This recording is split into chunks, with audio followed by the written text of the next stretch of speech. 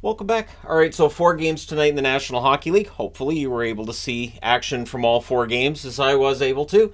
And yeah, some entertaining hockey being played. And we'll go ahead and start things off looking at Buffalo and Philadelphia. So it's Luukkonen versus Hart. And good back and forth in that first minute. And it ends with Philly getting a goal on their first shot. It's Farabee from Sanheim at 55 seconds, and it deflects in off Yoki Haru's stick. Now, Luukkonen's played well since the call-up, but seeing that, I thought, man, I really hope this doesn't have a negative impact on him. So one thing with Luukkonen we've seen over the last couple of years is that it can kind of build, right? Where he's got things going really well, but then when things go bad, they can get really bad. Didn't happen tonight. So there's a net feed, Doug Pozo, that gets blocked. And then on their first shot on net, Buffalo scores as well. It's Mittelstadt from Peterka and Skinner at 3:38. So you would be forgiven for 4 minutes into this game thinking, this is going to be a really high-scoring game. Hart gets shaken up. He stays in. He doesn't stay in for that long. So the shots are 5-1 Sabres at 6.5 minutes. The Sabres score. There's an offside challenge. Yep, that comes off the board. But quickly after that, at 10 minutes, Byro scores his first NHL goal in his second NHL game from Thompson and Greenway. And you could tell Hart wasn't right. And basically, because it's his right side that was bothering him, well, that's where Buffalo's shooting it. Because that's the whole thing, right? Well, the goalie can't move that way. That's where we're going to shoot it. So Hart exits, would not come back. Ersson is in the net. Now, of course, Ersson coming off of a really rough start for himself. And so Philadelphia's behind, and now they've got the backup goaltender in there. So the Flyers press, the Sabres block, but at 16-17, the Flyers tie the game. It's Atkinson from Sanheim. He tips that one in on a rush. Flyers then look for the lead, but after the first period, it is a 2-2 draw. The rest of the way, Philadelphia kind of controls this game. I don't know how else to put it. Philadelphia did really well tonight, didn't get the result. So second period, Forster has a 3-on-2 chance that deflects out, and the Flyers with some momentum early. There's a power play for Philly, and then we have 1 minute and 5 seconds of 4-on-4. Everything gets killed off there. The Sabres would get some pressure after.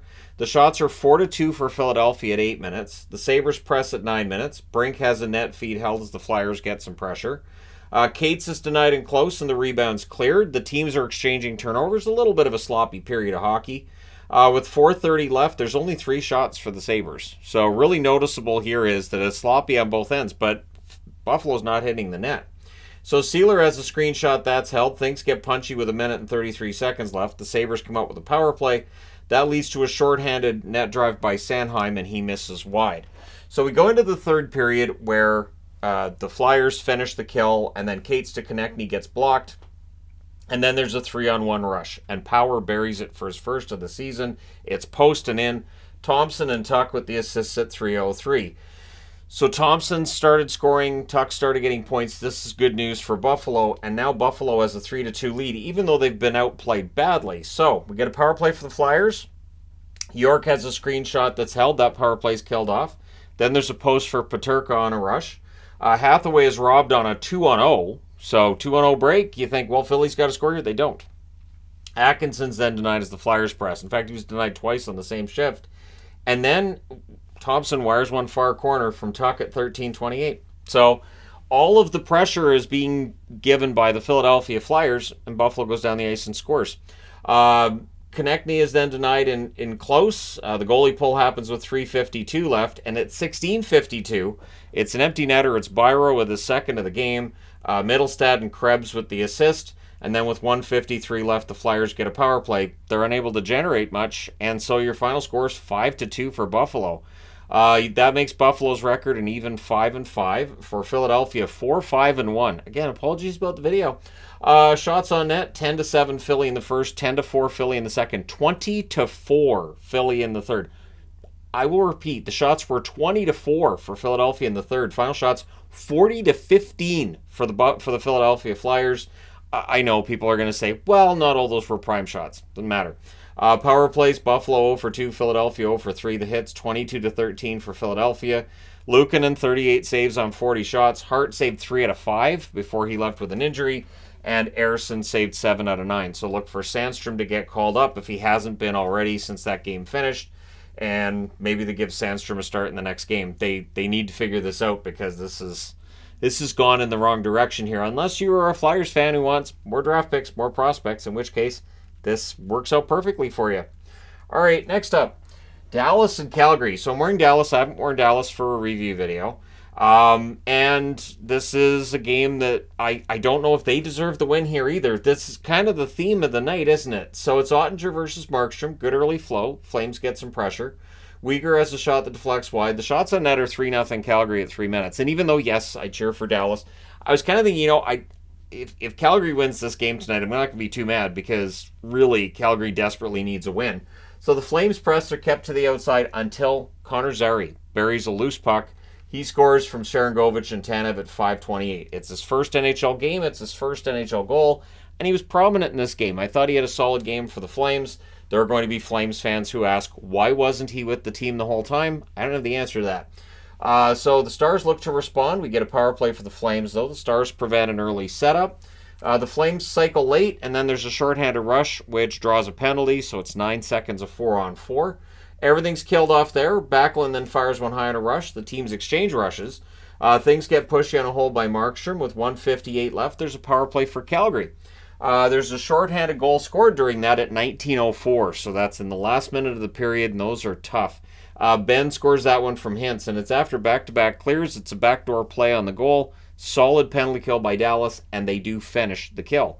So it's 1-1 after one. Second period, Backlund's denied on a turnover. The Flames press at a minute and a half, and eventually, on a failed clear, they get a goal. It's Mangiapane from Uyghur and Lindholm at 1:57. And then the Flames look to add another. Lots of opportunities, but Robertson on a rush, kind of against the flow of play here. He scores from Hintz and Pavelski at 4:34. So there's that top line that Dallas fans have been waiting to get going. The three of them all combining on a goal. That's a good sign. Stars press at 8 minutes. Pavelski's robbed. Markstrom holds. And then, top corner from the slot, it's Dodonov. He scores from Lundqvist at 10:07. So Dodonov, who's been discussed in videos today, of course, with Dallas now. No trade to worry about with that. And Dallas now with their first lead of the game. Stars then press for another with 3:58 left. The Stars with a power play. Hintz is denied. Then there's some pushing. That power play is killed off. And then at 19:49, Hanifin with an error, and it leads to a goal. Hanifin and Tanev, usually a very solid defensive pairing for Calgary. They were on the ice for some goals against tonight and just basically giving Dallas way too much room as they come into the zone. You can't just back off and let them come all the way in. So Marchment gets that one from Duchesne and Sagan, and after 2 periods of play, it's 4-2 in favor of the Stars. Third period, there's an early power play for Calgary, and they score on it. It is Uyghur from Kadri and Lindholm at 2:20. It was through the screen, and it went in off Lindell. So no chance for Ottinger there. Flames press to tie it. They end up getting a power play. Zary is robbed on a net drive. About the best opportunity Calgary had during that power play. It's killed off. Flames with momentum in that second half. Lots of shots. They end up with a power play with 4:50 left. Dallas kills that off as well. The puck somehow stays out with a minute left. I think Lindell prevents a goal at that stage. It was all around the net. Just Stars hang on. And I mean, this is one of those literal, they hang on. They hang on to get the 2 points. So Dallas goes into Calgary and wins 4-3. They go to 6-1-1 on the season. For Calgary, a very unflattering 2-7-1 record. Shots on net, 12-11 Calgary in the first, 14-12 Dallas in the second, and then 22-5 in favor of Calgary in the third. Yep, almost followed the pattern of the Philly game there. Final shots, 46-30 for Calgary. Power plays, Dallas 0-2, Calgary 1-5. They hit 16-12 Calgary. Ottinger saves 43 out of 46. Markstrom saves 26 out of 30. And so, yeah, tough night for Calgary fans because, again, it feels like this is a game that the home team probably should have won, but Dallas was very smart with their shots. They played really well, and in the end, Ottinger also helped them steal it. So, that being said, moving on. St. Louis and Colorado. So Colorado coming off of back-to-back shutouts against them, which is unusual territory for Colorado in recent seasons. Binnington versus Prosvetov. So Prosvetov in the net, who they picked up on waivers, right? And he had a great night. Really did. So Schen's denied on a net drive. The Blues with the early edge. They end up getting a power play. They cycle, held to the outside. Colorado kills it off. But the shots on net are 2-0 at 6 minutes in favor of the St. Louis Blues. However, Colorado will get on the board. On a fast break, it's Colton, wires it far corner, Wood and Rantanen with the assists at 8:53. So there's a second goal of the season for Colton, who I mentioned in the preview. Avs looked at another. McKinnon has a net feed that's picked off. There's a power play for Colorado. They score, but there's a missed stoppage challenge. So Craig Berube, believing that there was a high stick that touched the puck before the goal that should have meant that the whistle went. The review did not conclusively show that the stick was above the shoulder or the crossbar, and therefore the goal counts. It's Rantanen on the power play from Makar and McKinnon at 13:19, and that means it's a delayed game call against St. Louis. So Colorado goes back to the power play. The Blues do kill that off. Then there's a Colton DeWood play at the net. That gets picked off. Nichushkin has a rush chance that's caught and held, and then there's a near miss for McKinnon and close. So after the first period, it's 2-0 Colorado, and you could feel some momentum going to the Avs as the period rolled along. Second period, McKinnon has a rush shot that deflects wide. There's an early press by Colorado, so they pick up where they left off. Kapanen has a one-timer that's held. Shen then had a rush chance that was also held. There's a press by Colorado at 5.5 minutes. Lekkonen's denied. Binnington holds on. Kyrou has a net drive that's saved. Wood nearly scores, and then when the stoppage happens, you might as well do some punching, because why not? I almost scored. Now it's time to punch people. Makes sense. So there's a power play for the Blues. They cycle. The Avs block, though, and they kill that off. There's a press by the Blues with 9 minutes left. Blaine has a shot that's held, and again, Prosvetov is becoming quite the story at this point. Vrana has a fast break that's defended. The shots on net are 10 apiece with 5.5 minutes left. There's a lot of good opportunities in those 20 shots as well. Krug has a shot that's held as the Blues press, and then they get on the board. It's Thomas. He gets the second of the season from Kapanen and Leddy at 17:49. He wires that one from the slot. With 53.7 seconds left, there's some punching and pushing and stuff going on, because why not? There's a stoppage, and the Blues come out with a power play. So that rolls over into the third period. The Avs finish the kill, and then at 1:40, in order to celebrate the kill, they score. Lekkonen scores from Makar and Rantanen at 1 minute and 40 seconds. That makes it 3-1. And you just felt like, I don't think the Avs are getting, are going to allow 4 goals. That was the feeling I had at that point anyways. You guys can let me know if you agree. So that was buried and close, and then Wood nearly adds one right after. The Avs press. They have some momentum again. Tufte steals one. His net drive is defended. I will agree with the announcers. Tufte's been good, but Tufte was good in the preseason. I still don't understand why he didn't make the team. I'm confused. Anyways, shots are 7-3 for the Avs at 6 minutes. Thomas to Falk. There's a near miss there. And then at 7:59, McKinnon with a beast of a forecheck.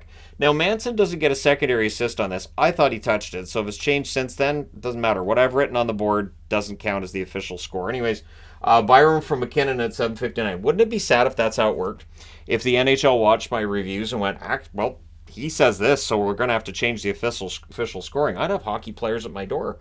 Can we talk about how you took that goal away from me? So, Avs strong forechecking continues after that. Really, really smart game. Basically, they wore their work boots tonight, and they did what they had to do in order to stop this 2-game skid. Power play for Colorado, that's killed off. The goalie pull happens with 3 minutes left. They'd have to put him back in. When Gerard hits the crossbar and the puck deflects out on an empty net opportunity, then with 19.8 seconds left, the Blues get a power play. Well, that doesn't yield results, and your final score is 4-1 for Colorado. So the 2-game losing streak is done. They are now 7-2. For the Blues, they lose back-to-back games for the first time this season. They are 3-4-1 on the year. Shots on net, 8-7 Colorado in the first, 13-11 St. Louis in the second, 9-8 Colorado in the third. Final shots, both teams had 28 shots. Power plays, St. Louis 0-4, Colorado 1-3. The hits, 14-13 Colorado. Binnington 24 saves on 28 shots. Prosvetov 27 saves on 28 shots. We know he can be a good goaltender. He's had mixed results at the NHL level. Tonight, not so mixed. Very, very solid night for him. All right, and last game of the night, Anaheim and Arizona. So I wore Ducks for the preview, and I was like, all right, am I going to keep my good record for preview jerseys? And the answer is yes. So it's Vejmelka versus Dostal. There was no Strome in the lineup for Anaheim. So right off the bat, I'm like, great. Strome's got 10 points in 8 games. He's not in the lineup, or I guess 10 points in 9 games coming into this one, or whatever it is. At any rate, Strome's having a good year. Him not being in the lineup had me thinking, well, maybe the Ducks are going to struggle tonight. So there's an early press by the Coyotes. The Ducks would get a power play, and this here is a power play goal, right? Correct. It's Terry at 3:46. It was a nice play by Minchikov to get her set up, and it's a top corner shot by Terry. The Coyotes press at 6.5 minutes. The shots are 5-2 for the Coyotes at 7 minutes. There's a power play for Arizona. It then becomes 21 seconds of 4-on-4, and then the Ducks score to make it 2-0.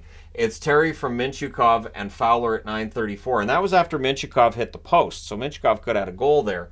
And it's only the third shot on net for Anaheim, so 3 shots, 2 of them have gone in the net. But there's an answer. Arizona with an answer tonight. It's Krause, who has been, struggling with scoring. This might be a sign that he's breaking out of it. He scores from Mosier and Bukestad at 11:41. It was a great pass by Mosier to set it up, and Krause buries it. And then at 14:51, Logan Cooley gets his first National Hockey League goal. He roofs it on a net drive. It's not as pretty as the one he had in the preseason, but it's a legit goal that's going to count for the regular season. Mosier with the assist again, and O'Brien with a secondary assist on that one. We then get 2 minutes of 4-on-4. This was kind of a testy game, but after the first period, it's 2-2. Second period, Vetrano's denied. The rebound's cleared. The shots are 5-2 for Anaheim 3 minutes into this. Johnston has a shot that's saved. It's then cleared out. There was a power play for the Coyotes. That's killed off. Coyotes press at 7 minutes. Then we get another power play for the Coyotes. There was some momentum going Arizona's way here. Nasher was quite excited on the Arizona broadcast for I think he figured that they were rolling. They were going to start putting pucks in the net. It was just going to be not easy, but that it was going to be a road victory, right? So we get another power play for the Coyotes. Keller's denied. They cycle. There's a shorthanded chance for Grew that's saved. That power play's killed off. Really solid kill there by Anaheim. Then there's a shoulder save on Fowler. The rebound's cleared. Dursey fires one wide as the Coyotes press, and then it's Krause, his second goal of the game, and it puts Arizona into the lead. So Krause from Michelli and Valimaki at 14:25. I think that's the fourth time Valimaki and Michelli have combined on assists. It's one of those odd things early in the season that I noticed because I'm writing that all up there. So it was a backhand during a heavy press by Arizona, and they rightfully have the lead. There's a power play for Anaheim. Mintyukov has a shot that's saved. Then there's a near miss for Terry. That's killed off. The Coyotes press in the final minute, but after 2 periods, they had to feel pretty good. They're up 3-2 when they had been down 2-0. Third period, early power play for the Ducks. There's a shorthanded break for Kerfoot. Dostal holds there, doesn't let it go in. So that power play's killed off. Terry has a net drive that's held, and then at 4:01, there's a turnover by Arizona, and Anaheim makes him pay. Carlson ties the game from Terry and Gudis. So Leo Carlson, that's his third goal of the season. He's doing pretty well when he's in the lineup. Hayden's then robbed on a net drive. He's just absolutely cursed this year. He's not allowed to have a goal. I don't think he's got a point to this stage. There's a post for Schmaltz as the Coyotes press. Krause then can't bury one in close. Remember, he's going for the hat trick there. So the Coyotes draw a power play. Things get punchy with 6:55 left during that, and then the Ducks finish the kill. Dumba has a blast that's held with 2 minutes left, but we're going to overtime. You know it's going to overtime because it's the West Coast. Hands up if you're surprised a game on the West Coast went to overtime. I see you're new here. So in the overtime, Terry's denied on a break. Coyotes set up. They cycle. Keller's denied. The puck goes the other way, and it's in the net. It is Terry from McTavish at 3:27. So he gets the hat trick goal on a rush in overtime, and the Ducks win this one 4-3 in overtime. They go to 6-4. That is the 5th win in a row for the Anaheim Ducks, and for Arizona, 4-4-1 is their record. So the shots on net actually favor Arizona through most of the game. 9-6 in the first, 12-11 in the second, 13-10 in the overtime. But Anaheim outshoots them 2-1 in the overtime, including the shot that matters. Final shots 35-29 for Arizona. Power plays, the Coyotes 0-4. Anaheim 2-4. The hits were 27-8 for Anaheim. Vejmelka saved 25 out of 29. Dostal, your rookie of the month. He gets 32 saves on 35 shots, and he wins another game. So there you go. Let me know your thoughts in the comment section below. As always, don't forget to hit like and subscribe if you're browsing your way through. You just happened upon this video. Thank you guys so much for watching, for all your support. I will talk to you again soon.